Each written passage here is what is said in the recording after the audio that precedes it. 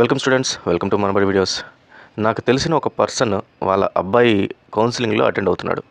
So counselling attend అవుతున్నాడు కదా అని చెప్పి అతన్ని జనరల్గా అడిగాను, నీ ఇన్కమ్ ఎంత ఉంటుంది అని. అతను నా income around 2 lakhs to 2.5 lakh per annum ఉంటుంది అని చెప్పాడు. మరి మీ క్యాస్ట్ ఏంటి అని అడిగాను. అతను సమ్ బీసీఈఓ ఏదో చెప్పాడు అతను. తర్వాత మీరు ఎక్కడుంటారో అని చెప్పి అడిగాను. మేము యాక్చువల్గా ఏపీ ఇక్కడికి షిఫ్ట్ అయ్యాము అని చెప్పాడు. అయితే నేను అతను ఏమడిగానంటే, ఇన్కమ్ సర్టిఫికేట్ తీసుకున్నావా అని అడిగాను. ఇన్కమ్ సర్టిఫికేట్ అది ఎందుకు అని అడిగాడు అతను. తర్వాత రెసిడెన్స్ సర్టిఫికేట్ ఉందా నీకు, ఏపీ నుంచి ఇక్కడికి తెలంగాణకు వచ్చినట్టు అని అడిగాను.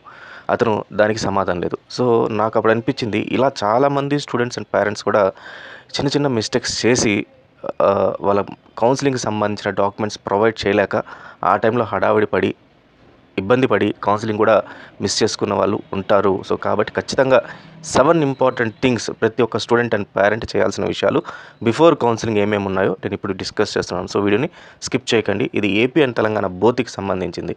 సో ఇలాంటి యూస్ఫుల్ వీడియోస్ ఓన్లీ సబ్స్క్రైబ్ యూజర్స్కి ఇస్తూ, మీకు వెబ్ కౌన్సిలింగ్లో క్లియర్గా ఫ్రీగా మెంటర్షిప్ ఇస్తూ, గైడెన్స్ ఇస్తూ మిమ్మల్ని సపోర్ట్ చేస్తూ ఉంటాను. కాబట్టి మీరు ఎక్కడ ఛార్జ్ చేయం కాబట్టి మన ఛానల్ సబ్స్క్రైబ్ చేసుకొని ఫాలో అవుతూ ఉంటామే. దెన్ కొన్ని డాక్యుమెంట్స్ అన్నీ కూడా నేను దీంట్లో పెడుతూ ఉంటాను టెలిగ్రామ్ ఛానల్లో. దాని లింక్ ఇచ్చాను, జాయిన్ అయితే మీకు ఆ టెలిగ్రామ్ ఛానల్లో డాక్యుమెంట్స్ డౌన్లోడ్ చేసుకోవచ్చు. ఇలాంటి యూస్ఫుల్ వీడియోస్ అన్నీ కూడా మీకు తెలియడం కోసం ఒక నోటిఫికేషన్ పంపిస్తున్నాను. సో దానికి ఒక మొబైల్ యాప్ ఉంది, ఆ మొబైల్ యాప్ని డౌన్లోడ్ చేసుకోండి. అది ఉంటేనే మీకు ఆ నోటిఫికేషన్ అనేది వస్తుంది. సో స్టూడెంట్స్ వినండి, ఇప్పుడు ఇది తెలంగాణకి ఏపీకి అని చెప్పాను. నేను ఏపీది ఇంకా మనకు కౌన్సిలింగ్ నోటిఫికేషన్ లేదు కాబట్టి తెలంగాణకి సంబంధించి నోటిఫికేషన్ చూపిస్తూ మాట్లాడుతున్నాను. బట్ మోర్ ఆర్ లెస్ ఇద్దరికి కూడా సేమ్ అనమాట. ఫస్ట్ థింగ్, ఈ 7 ఇంపార్టెంట్ థింగ్స్లో first thing, remember the dates. మీ డేట్స్ని పర్ఫెక్ట్గా గుర్తుపెట్టుకోవాలి, చాలా ఇంపార్టెంట్. ఏముంది సార్ మాకు షెడ్యూల్ తెలుసు, ఏదో ఒక టైంలో వెళ్ళిపోతామంటే కాదు. ఒక్క డేట్ అటు ఇటు అయినా కూడా, లేదా ఆ డేట్లలో మీకు ఫంక్షన్ వచ్చినా, మీరు ఎక్కడికైనా బయటికి అవుట్ ఆఫ్ సిటీ వెళ్ళాల్సి వచ్చినా కూడా మీరు చాలా ఇబ్బంది పడతారు. సో ఇది చాలా క్రూషియల్ టైం కాబట్టి డేట్స్ని చాలా రిమెంబర్ పెట్టుకోండి. డేట్స్ ఎక్కడ దొరుకుతాయంటే డీటెయిల్ నోటిఫికేషన్లో ఇవ్వడం జరిగింది. దీన్ని ఆల్రెడీ ఈ డేట్స్ని సపరేట్గా నేను ప్రింట్ చేసి టెలిగ్రామ్లో పెట్టాను. లేదా ఈ నోటిఫికేషన్ కూడా మీరు వెబ్సైట్ నుంచి డౌన్లోడ్ చేసుకోండి, లేదా టెలిగ్రామ్లో పెట్టమంటే మళ్ళీ పెడతాను నేను. ఒకసారి డౌన్లోడ్ చేసుకోండి. దీంట్లో మీకు డిఫరెంట్ డేట్స్ ఉంటాయి. ఈ డేట్స్లో మీ fee payment, processing, slot booking, help line center అన్నీ కూడా క్లియర్గా ఇచ్చారు. ఏ డేట్ నుంచి ఏ డేట్ దాకా. నేను 27th అనుకోలేదండి, నేను 30th అనుకున్నాను, లేకపోతే నేను 5th అనుకోలేదు, జూలై అనుకోలేదు, నెక్స్ట్ డేట్ అనుకున్నాను. సో ఇలాంటి ఎక్స్క్యూజెస్ అనేవి ఉండవు. మనం ఎక్స్క్యూజ్ చేసుకోవచ్చు కానీ సెంటర్ వాళ్ళు ఎక్స్క్యూజ్ చేయరు. చాలామంది పొరపాటు ఇక్కడే పడుతున్నారు. కాబట్టి ఈ డేట్స్ హార్డ్లీ మీకు 1 వీకే టైం ఉంది. 27th నుంచి 30th నుంచి 1st నుంచి 5th మొత్తం కలిపి మీకు 80 డేసే టైం ఉంది. 80 డేస్లోనే కౌన్సిలింగ్ ప్రక్రియ ఆల్మోస్ట్ స్టార్ట్ అయిపోతుంది. సో నెక్స్ట్ ప్రాసెస్ అనేది స్టార్ట్ అవుతుంది. ఈ 8 డేస్ మాత్రం మిస్ చేసుకోకండి. తర్వాత certificate verification, slot booking candidates 29th June నుంచి 6th జూన్. సో మొత్తం ఈ స్లాట్ బుకింగ్ దగ్గర నుంచి అన్నీ కూడా మీకు 6th జూలై దాకా అయిపోతుంది అనమాట. ఇక్కడ మీ మాన్యువల్ వర్క్ చాలా ఉంటుంది. మీరు వెళ్ళాల్సిన ప్రదేశాలు చాలా ఉంటాయి. ఆ ప్రదేశాలకు వెళ్ళాల్సి ఉంటుంది. తర్వాత మీరు కావాలంటే 30th జూన్ నుంచి 8th జూలై దాకా మీకు యాంపుల్ ఆఫ్ టైం ఉంటుంది. కాబట్టి అప్పుడు మీరు ఎక్సర్సైజ్ అనేది స్టార్ట్ చేయొచ్చు, ఏం చేయాలి అనేది. సో ఇక్కడ నా గైడెన్స్ చాలా క్లియర్గా మీకు ఉపయోగపడుతుంది. అందుకే మిమ్మల్ని సబ్స్క్రైబ్ చేసుకోండి అని చెప్తున్నాను. ఇక్కడ నేను మిమ్మల్ని పాయింట్ టు పాయింట్ నేను మీకు గైడ్ చేస్తూ ఉంటాను. ఏ కాలేజ్ పెట్టాలి, ఎలా పెట్టాలి, ఏం టిప్స్ ఫాలో అవ్వాలని. సో ఈ డేట్స్ అనేది చాలా ఇంపార్టెంట్. ఇది first phase dates. Counselling 3 phases జరుగుతుంది. అందరికీ తెలుసు. మళ్ళీ ఎందుకు చెప్తున్నానంటే, ఎవరైనా మిస్ అయితే మాత్రం చాలా ఇబ్బంది పడతారు కాబట్టి చెప్తున్నాను. 3 phases జరుగుతుంది. First, second and third phase. First ఫేజ్లో సీట్ రాని వాళ్ళు సెకండ్ ఫేజ్కి వెళ్ళొచ్చు. సెకండ్ ఫేజ్లో రాని వాళ్ళు థర్డ్ ఫేజ్కి వెళ్ళొచ్చు. ఫస్ట్ ఫేజ్లో సీట్ వచ్చి మాకు నచ్చలేదు అనుకున్న వాళ్ళు కూడా సెకండ్ ఫేజ్కి వెళ్ళొచ్చు. సెకండ్ ఫేజ్లో వచ్చి రాని వాళ్ళు కూడా థర్డ్ ఫేజ్కి వెళ్ళొచ్చు. ఫస్ట్ ఫేజ్లో సీట్ వచ్చి మాకు నచ్చింది అనుకుంటే ఇమ్మీడియట్గా కాలేజ్ ఫీ పే చేయాలి. పే చేసేసిన తర్వాత మీరు జాయిన్ అయిపోవాలి. సో మీ కాలేజ్ ఫీ పే చేయడానికి టైం ఎప్పటిదాకా ఉంది అంటే మీకు 16th జూలై దాకా మీకు టైం ఉంది. 16th జూలై తర్వాత మీకు కాలేజ్ ఫీ పే చేయడానికి అయితే ఉండదు మాకు. సో అది మాత్రం మీరు చాలా గుర్తుపెట్టుకోవాలి. సెకండ్ చాలా important thing, me mobile number and email ID ready చేసి పెట్టుకోండి. మొబైల్ నెంబర్ ఆల్రెడీ నా దగ్గర ఉంది, లేకపోతే మా ఫాదర్ది ఉంది, లేకపోతే మా మదర్ది ఉంది కాదు. మీరు ఫాదర్దినే యూజ్ చేయండి, ప్రాబ్లం లేదు. మదర్దని యూజ్ చేయండి. కానీ ఆ మొబైల్ నెంబర్కి ప్రతి ఒక్క ఓటీపీస్ అన్నీ కూడా అదే మొబైల్ నెంబర్కి వస్తాయి. నేను మొబైల్ నెంబర్ చేంజ్ చేశాను, లేకపోతే అది ప్రీపెయిడ్, నేను ఆ మనీతో రీఛార్జ్ చేసుకోలేదు కాబట్టి నాకు ఎస్ఎంఎస్లు రాలేదు, లేకపోతే ఇంకేం రాలేదు అని మాత్రం మీరు ఎక్స్క్యూజ్ అనేది మీరు పెట్టుకోకండి. కాబట్టి ఖచ్చితంగా ప్రాపర్గా మీరు యూజ్ చేసే మొబైల్ ఏదైతే ఉంటుందో, నెట్వర్క్ ఏదైతే ఉన్న మొబైల్ నెంబర్ ఉంటుందో ఆ మొబైల్ నెంబర్ చూస్ చేసుకోండి. అదే మొబైల్ నెంబర్ పెట్టాలి. ఒక్కసారి మీరు ఈ మొబైల్ నెంబర్ యాడ్ చేస్తే ఇంకా మీకు కౌన్సిలింగ్ అయ్యి కాలేజ్ జాయిన్ అయ్యేదాకా ఇదే మొబైల్ నెంబర్ ఉంటుంది. మళ్ళీ చేంజ్ చేసుకోవడానికి వీలు ఉండదు.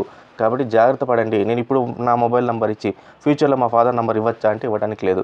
ఫ్యూచర్లో నా నెంబర్ పోయింది, మిస్ అయిపోయింది, 1 మంత్లో ఎక్కడ పొరపాటున పోయింది, నాకు ఇప్పుడు రాదు అనుకుంటే మీకు చాలా ప్రాబ్లం క్రియేట్ అవుతుంది. కాబట్టి మొబైల్ నెంబర్ చాలా important, as well as email ID కూడా. ఈమెయిల్ ఐడి వర్కింగ్ ఎంప్లాయీస్కి చెప్తున్నాను, వాళ్ళ పేరెంట్స్కి. మీ వర్కింగ్ ఈమెయిల్ ఐడి మాత్రం దయచేసి ఇవ్వకండి. ఎందుకంటే మోస్ట్ ఆఫ్ ది కార్పొరేట్స్లో వాటిల్లో ఇట్లాంటి మెయిల్స్ ఎక్కడి నుంచైనా వచ్చి ఏదైనా అటాచ్మెంట్స్తో ఏదైనా ఉంటే వాటిని స్పామ్ కింద కన్సిడర్ చేస్తాయి. సో కాబట్టి వీటిని స్పామ్ కింద కన్సిడర్ చేస్తాయి. కాబట్టి మీ personal email IDs like Gmail ID కానీ వేరేది ఏదైనా పర్సనల్ మెయిల్ ఐడీస్ ఉంటే ఆ మెయిల్ ఐడీస్ ఇవ్వండి. అండ్ మోస్ట్లీ ప్రతిసారి కూడా మీరు స్పామ్ ఫోల్డర్లో చెక్ చేస్తూ ఉండండి. మెయిల్స్ ఏమైనా వచ్చాయా, ఇన్ కేస్ పొరపాటున అవి మెయిల్స్ స్పామ్లోకి వెళ్ళిపోయా, లేకపోతే సోషల్లో వెళ్ళాయా, ప్రమోషన్స్లో వెళ్ళాయా. మీరు జీమెయిల్ ఓపెన్ చేస్తే ఇన్బాక్స్, సోషల్, లేకపోతే ప్రమోషన్స్ అన్ని డిఫరెంట్ కేటగిరీస్ ఉంటాయి. ఆ కేటగిరీస్ కూడా చెక్ చేయండి. మెయిల్స్ కూడా ఇవి చాలా ఇంపార్టెంట్. తర్వాత third thing, select HLC up front. ఇది చాలా ఇంపార్టెంట్ అండి. హెచ్ఎల్సి మీరు ఇంటి దగ్గర మీకు ఊరి దగ్గర ఏదైతే హెల్ప్ లైన్ సెంటర్ ఉందో అది ముందే చూస్ చేసి పెట్టుకోండి. ఇన్ కేస్ కుదిరితే మీరు అక్కడికి వెళ్ళి రండి. ఆ హెల్ప్ లైన్ సెంటర్కి ఎంత దూరంలో ఉంది ఏంటో మీకు ముందే ఐడియా వస్తుంది. కాబట్టి దానికి ట్రాన్స్పోర్టేషన్ కానీ అన్ని ఫెసిలిటీస్ ఉన్నాయా లేవా. హెల్ప్ లైన్ సెంటర్కి వెళ్తే అట్లీస్ట్ మీకు 5 to 6 hours టైం తీసుకుంటుంది మొత్తం ప్రాసెస్ అవడానికి. సో ఆ 5 to 6 hours మీకు అక్కడ ఇన్ కేస్ వేరే ఊరు నుంచి వచ్చే వాళ్ళ అకామిడేషన్ ఉందా లేదా, లేకపోతే ఫుడ్ ఫెసిలిటీ ఒక దగ్గరలో నియర్ బై ఉందా లేదా, అవన్నీ చూస్ చేసుకోవాలి. కాబట్టి ముందే ప్రాపర్గా హెల్ప్ లైన్ సెంటర్ చూస్ చేసుకోండి. మరి ఏ హెల్ప్ లైన్ సెంటర్కి వెళ్ళాలి అంటే హెల్ప్ లైన్ సెంటర్స్ లిస్ట్ ఇక్కడ ఈ రకంగా ఉన్నాయి. ప్రతి ఒక్క సిటీలో మెయిన్ హెడ్ క్వార్టర్స్లో హెల్ప్ లైన్ సెంటర్స్ ఉన్నాయి. ఆ help line centers district head క్వార్టర్స్లోనే కనబడతాయి, మనకు ఊర్లలో కనపడవు. కాబట్టి హెల్ప్ లైన్ సెంటర్స్ లిస్ట్ కూడా నేను టెలిగ్రామ్ ఛానల్లో పెట్టాను, ఒకసారి దాంట్లో నుంచి మీరు డౌన్లోడ్ చేసేసుకోండి. మరి ఈ హెల్ప్ లైన్ సెంటర్స్ ఏపీలో ఉన్నాయంటే లేవు. Help line centres only Telangana help line centres. Near by ఏదైనా ఖమ్మం కానీ కోదాడ కానీ ఇక్కడ ఏదో ఉంటే ఉండొచ్చేమో. సో ఒకసారి ఈ హెల్ప్ లైన్ సెంటర్స్లో మీరు ఒకసారి చెక్ చేసుకోండి. ఏపీ వాళ్ళు కూడా ఇక్కడికి రావాల్సి ఉంటుంది. సో 1 day బిఫోరే మీరు వచ్చి చెక్ చేసుకోవటము, లేకపోతే నేను అక్కడికి వెళ్ళటము అనుకోండి. తర్వాత హెల్ప్ లైన్ సెంటర్స్తో పాటు హెల్ప్ లైన్ సెంటర్స్ రెగ్యులర్ క్యాండిడేట్స్తో పాటు ఈ స్టూడెంట్స్ ఉంటారు, ఫిజికలీ హ్యాండిక్యాప్డ్ స్టూడెంట్స్ కానీ, లేకపోతే special reservation like children of armed forces, defence వాళ్ళ పిల్లలు కానీ, లేకపోతే ఎన్సీసీ కోటాలో వెళ్దాం అనుకున్న వాళ్ళు, స్పోర్ట్స్ కోటా వెళ్దాం అనుకున్న వాళ్ళు, ఆంగ్లో ఇండియన్స్, వీళ్ళందరికీ కూడా మీ హెచ్ఎల్సి అనేది ఒకటే ఉంటుంది. మీరు వేరే చూస్ చేసుకోవడానికి లేదు. ఇది మీకు ఎవరైనా చూస్తున్న వాళ్ళు కూడా మీ ఫ్రెండ్స్కి కూడా ఈ ఇన్ఫర్మేషన్ చెప్పండి. చాలామంది లాస్ట్ ఇయర్ మిస్ చేసుకున్నారు ఈ రకంగా. మాకు వేరే హెల్ప్ లైన్ సెంటర్ ఉంటుంది కదా అని చెప్పి ట్రై చేశారు, అక్కడికి పోతే ఇక్కడ కాదమ్మా అని చెప్పి వాళ్ళు పంపించారు. వీళ్ళకి కూడా లిమిటెడ్ డేట్స్ ఉంటాయి హెల్ప్ లైన్ సెంటర్స్లో. హెల్ప్ లైన్ సెంటర్స్ ఆ టైం వాళ్ళు పోలేక ఆ కోటా మిస్ చేసుకున్నారనమాట.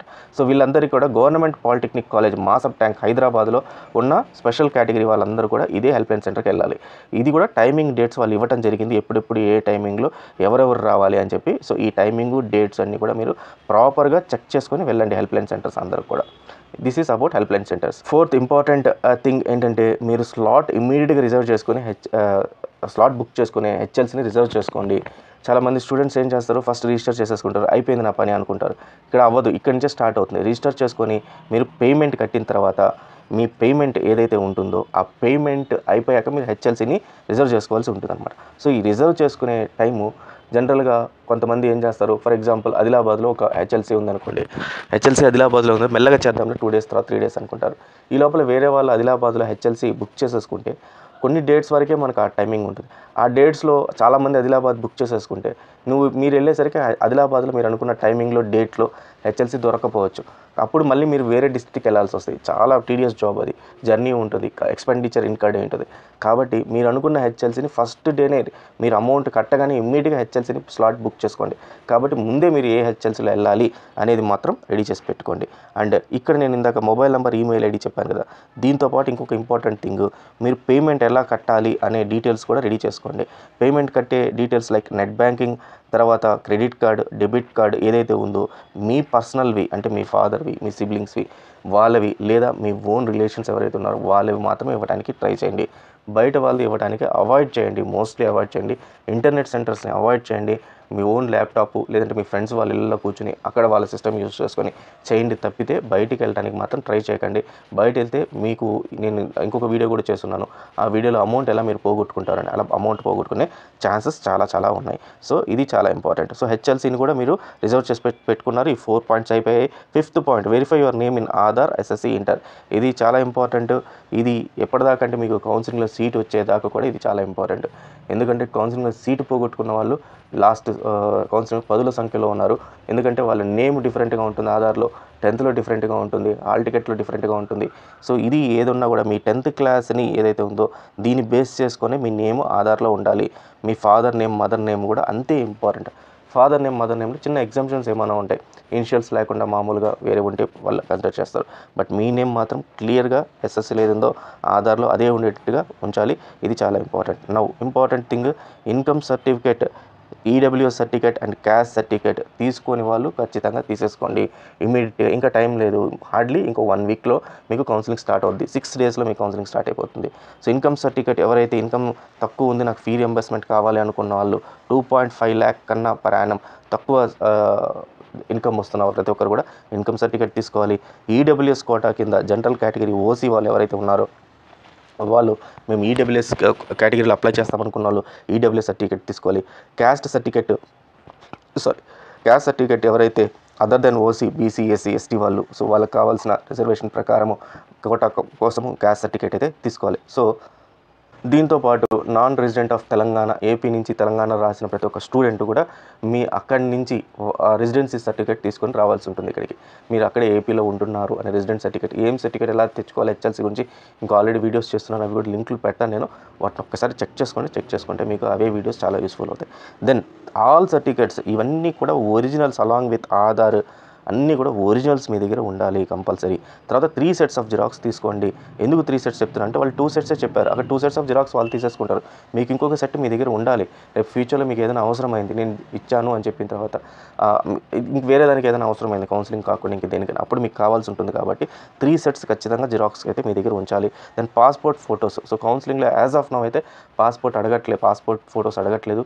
కానీ రేపు వెబ్ ఆప్షన్స్ వెళ్ళి మీకు జాయినింగ్ రిపోర్ట్ వచ్చిన తర్వాత అప్పుడు మీకు పాస్పోర్ట్ ఫోటో అడుగుతారు. సో ఈ పాస్పోర్ట్ ఫోటో అనేది ఒక 50 కాపీస్ రెడీ చేసి పెట్టుకోండి, ఎందుకంటే 1 monthలో మీకు అడ్మిషన్ అనేది జరిగిపోద్ది. సో ఈ పాస్పోర్ట్ ఫోటో మీరు ఏదైతే లేటెస్ట్ ఉంటుందో ఆ లేటెస్ట్ పాస్పోర్ట్ సైజ్ ఫోటో పెట్టుకోండి. ఈ ఫోటో కూడా మీకు రేపు కాలేజ్లో సబ్మిట్ చేయాల్సి ఉంటాయి. సో ఫర్ లైబ్రరీకి కానీ లేకపోతే ట్రాన్స్పోర్టేషన్ కానీ XYZ. సో రెడీగా ఉంటే ఒక 50 కాపీస్ అనేది ఎక్కువ. సో మీరు ఎన్ని కాపీస్ అంటే 10 అయితే తగ్గకండి, 10 నుంచి 50 కాపీస్ మధ్యలో ఏదైనా మీ ఇష్టం, మీ ఫీజిబిలిటీ బట్టి రెడీ చేసి పెట్టుకోండి. సో ఇవన్నీ కూడా మీ దగ్గర కంపల్సరీ ఉండాల్సిన థింగ్స్ ఇవి. ఈ 1 వీక్లో మీరు చేయాల్సిన ఖచ్చితంగా థింగ్స్. ఏపీ అండ్ తెలంగాణ వాళ్ళు, ఈవెన్ తెలంగాణ వాళ్ళు మీరు కౌన్సిలింగ్ స్టార్ట్ కాకముందు ఈ రకంగా మొత్తం మీరు ప్రిపేర్ అయ్యి ఉంటే హ్యాపీగా వితౌట్ ఎనీ టెన్షన్స్ నీట్గా ప్రాసెసింగ్ అయిపోయి మంచి కాలేజ్లో సీట్ వస్తుంది. ఎందుకంటే అక్కడికి పోయిన తర్వాత మీరు అనుకున్న కాలేజ్లో మళ్ళీ రేపు సీట్ వస్తుందా రాదని ఆ టెన్షన్ ఉంటుంది. హెచ్ఎల్సీకి వెళ్ళినప్పుడు మనల్ని ఏ టైంలో పిలుస్తారో, ఈ సర్టిఫికేట్ అడుగుతారేమో, ఆ సర్టిఫికేట్ అడుగుతారేమో అని ఆ టెన్షన్ ఉంటుంది. అక్కడికి వెళ్ళిన తర్వాత నేమ్ చేంజ్ ఉందని చెప్పి ఇంకేదైనా వాళ్ళు ఇబ్బంది పెడతారేమో అని టెన్షన్ ఉంటుంది. చాలా టెన్షన్స్కి గురవుతుంటారు పిల్లలు, పేరెంట్స్. సో ఇవన్నీ కూడా ఓవర్కమ్ కావాలంటే ఈ 1 వీక్ మీరు ఖచ్చితంగా చేయాల్సిందే. సో దీనికి సంబంధించిన డూ హోంవర్క్ అని చెప్పి ఇంకొక వీడియో ఉంది, ఆ వీడియో లింక్ కూడా డిస్క్రిప్షన్లో పెడతాను. ఖచ్చితంగా ఆ వీడియో కూడా చూడండి. ఈ 3 వీడియోస్ మీకు చాలా ఉపయోగపడతాయి మీ కౌన్సిలింగ్కి. So all the best students. In case ఏదైనా డౌట్స్ ఉంటే కామెంట్స్ పెట్టండి, వీలైనంత వరకు దానికి రిప్లై ఇస్తాను, లేదంటే ఇంకొక వీడియో చేయడం జరుగుతుంది. All the best. Thank you very much.